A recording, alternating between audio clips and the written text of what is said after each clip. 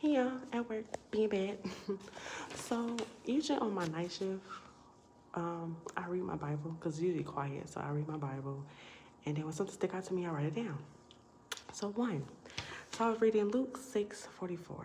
It says every tree is recognized by its own fruit, meaning that we need to start judging, not judging, but start looking through people's actions. Just like how we would go to a fruit tree and see if the fruit on the tree is really good. That's how we have to judge people. Like, you have to start paying attention to people's characters because this outer shell is an illusion. It's the heart is what, even the God discerns the heart. So he knows who's for him, he knows who's against him. He knows who his people is, he knows who his not people is. So, yes. So another thing I was reading, it's called Titus 1:16. It says they claim to know God, but by their action they deny him.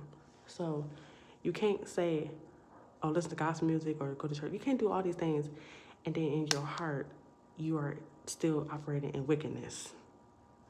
The wickedness can still exist in those who claim to know God but refuse to follow him.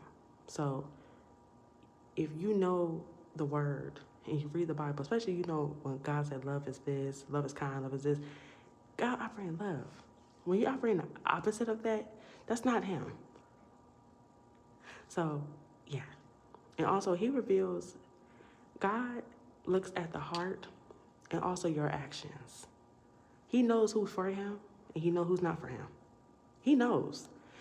People can lie to us 24/7, but God knows.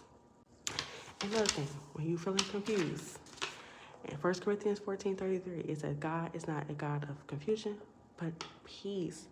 If you are left confused and in pain, that's not God.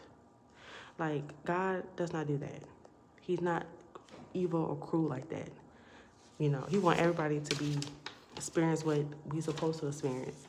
But somebody's like abusing you, cheating on you, lying to you, abandoning you, mistreating you, all of that, that's not God. That's their true nature. That's who they really are. That's what they represent within themselves.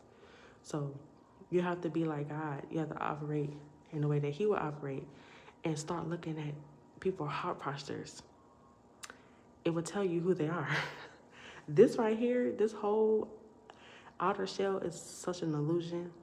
It's what they come out their mouth, and what's stored up in their heart is who they are. But yeah.